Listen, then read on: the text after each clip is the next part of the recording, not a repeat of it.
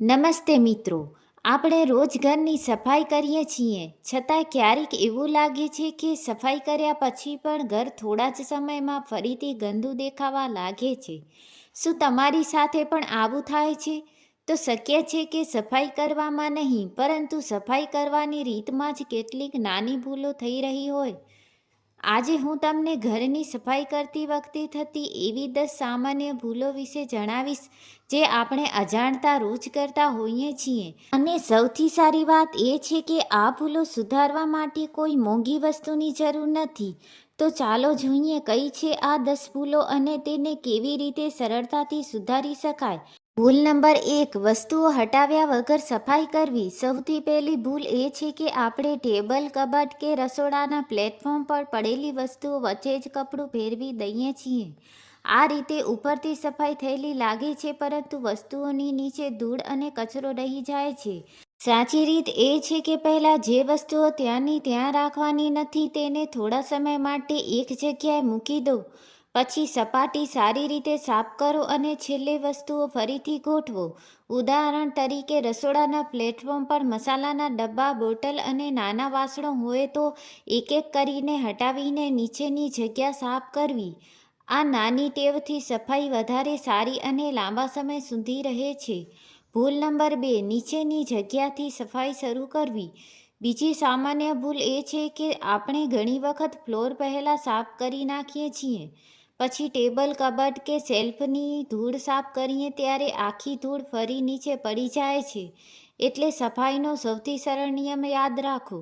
ઉપરથી નીચે સફાઈ કરો. સૌપ્રથમ પંખા, શેલ્ફ, કબાટ અને ઊંચી જગ્યાની ધૂળ સાફ કરો.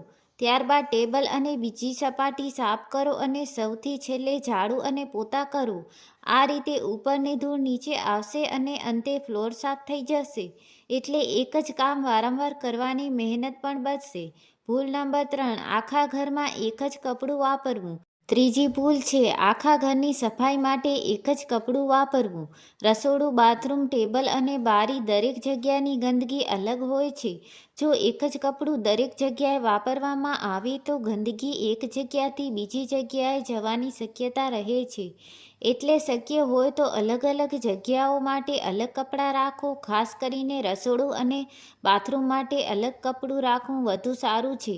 અને સફાઈ કર્યા પછી કપડાંને પણ સારી રીતે ધોઈને સૂકવવું જોઈએ.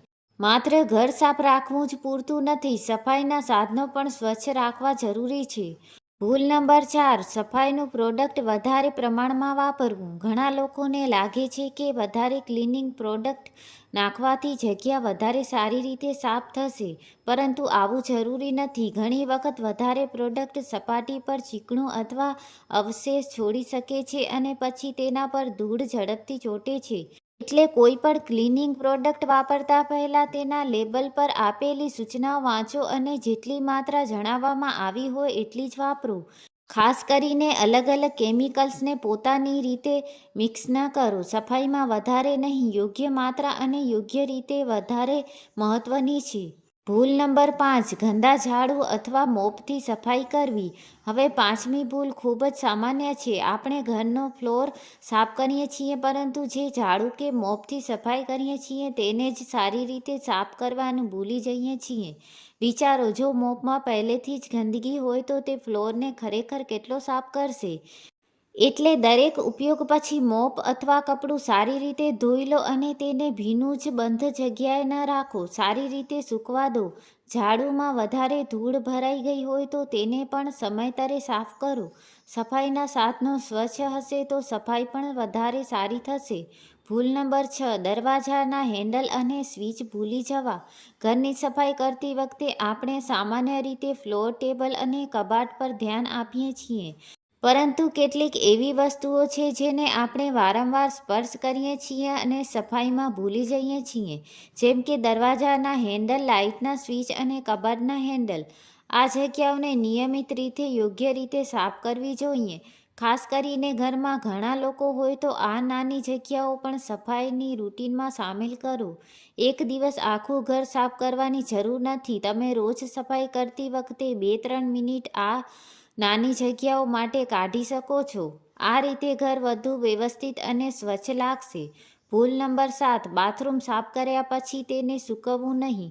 બાથરૂમ સાફ કર્યા પછી આપણે ઘણી વખત તેને એમ જ છોડી દઈએ છીએ, પરંતુ ભેજ વધારે સમય સુધી રહે તો બાથરૂમમાં ગંધ અને અન્ય સમસ્યાઓ થઈ શકે છે. એટલે સફાઈ કર્યા પછી શક્ય હોય ત્યાં સુધી પાણી દૂર કરો અને જગ્યા હવાની અવરજવર વાળી રાખો. મોપ અથવા કપડું વાપર્યું હોય તો તેને પણ સારી રીતે ધોઈને સૂકવવું. બાથરૂમમાં સફાઈ કરતી વખતે યોગ્ય ક્લિનિંગ પ્રોડક્ટનો ઉપયોગ કરો અને તેના લેબલ પરની સૂચનાઓનું પાલન કરો. અને સૌથી મહત્ત્વની વાત, અલગ અલગ સફાઈના કેમિકલ્સ પોતાની રીતે મિક્સ ન કરો. સરળ અને નિયમિત સફાઈ રાખશો તો મોટી ગંદકી જમા થવાની શક્યતા પણ ઓછી રહેશે. ભૂલ નંબર 8, રસોડાના નાના ખૂણાઓ અવગણવા. રસોડું એવું સ્થાન છે જ્યાં રોજ કામ થતું હોવાથી આપણે મુખ્ય જગ્યાઓ તો સાફ કરી લઈએ છીએ, પરંતુ નાના ખૂણાઓ ઘણી વખત રહી જાય છે, જેમ કે ગેસની આસપાસનો ભાગ, ડબ્બા પાછળની જગ્યા, કબાટના હેન્ડલ અને નાના ખૂણા. આ જગ્યાઓ માટે અઠવાડિયામાં એક દિવસ થોડો વધારાનો સમય કાઢી શકાય. રોજ આખું રસોડું ઊંડાણપૂર્વક સાફ કરવાની જરૂર નથી. દરરોજની સામાન્ય સફાઈ સાથે એક નાની જગ્યા વધારે સાફ કરવાની ટેવ રાખો. આ રીતે આખા રસોડાની ડીપ ક્લિનિંગ એકસાથે કરવાની મહેનત પણ ઓછી થશે. ભૂલ નંબર 9, બારી અને પડદાની સફાઈ ભૂલી જવી. ઘરની સફાઈ કરીએ ત્યારે ફ્લોર અને ફર્નિચર તો સાફ થઈ જાય છે, પરંતુ બારીઓ, જાળી અને પડદા ઘણી વખત લાંબા સમય સુધી ધ્યાન બહાર રહી જાય છે. બારીની જાળીમાં ધૂળ જમા થઈ શકે છે અને પડદા પણ સમય સાથે ધૂળ બેસે છે. એટલે તમારી સફાઈની રૂટીનમાં આ વસ્તુઓનો પણ સમયતરે સામેલ કરો. બધું એક જ દિવસે કરવાની જરૂર નથી. એક અઠવાડિયે બારી અને જાળી, બીજા દિવસે પડદા, આવી રીતે કામ વહેંચી શકો છો. આથી સફાઈનું કામ ભારે પણ નહીં લાગે અને ઘર સતત વ્યવસ્થિત રહેશે. ભૂલ નંબર 10, બધું એક જ દિવસે કરવાનો પ્રયત્ન કરવો. અને હવે છેલ્લી તથા સૌથી મોટી ભૂલ, આપણે ઘણી વખત વિચારીએ છીએ કે આજે આખું ઘર એકદમ ચમકાવી દઈએ, પણ એ જ દિવસે ઝાડુ, પોતા, બારી, કબાટ, રસોડું, બાથરૂમ બધું કરવાનો પ્રયત્ન કરીએ છીએ. થોડા સમય પછી થાક આવી જાય છે અને બીજા દિવસે ફરીથી બધું કરવાનું મન થતું નથી. એટલે સફાઈને નાના ભાગોમાં વહેંચો. રોજની બેસિક સફાઈ અલગ રાખો અને અઠવાડિયામાં 1-2 દિવસ થોડું ડીપ ક્લિનિંગ કરો. ઉદાહરણ તરીકે, એક દિવસે રસોડાના કબાટ, બીજા દિવસે બારી અને ત્રીજા દિવસે બાથરૂમની. આ રીતે કામ ઓછું લાગશે અને ઘર પણ સતત સ્વચ્છ રહેશે. જો તમને આ માહિતી ઉપયોગી લાગી હોય તો વિડીયોને લાઇક કરજો અને આવી જ ઘરગથ્થુ ટિપ્સ માટે ચેનલને સબસ્ક્રાઇબ કરવાનું ભૂલતા નહીં.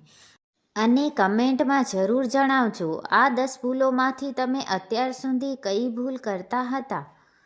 ફરી મળીશું એક નવી ઉપયોગી ટિપ્સ સાથે. આભાર.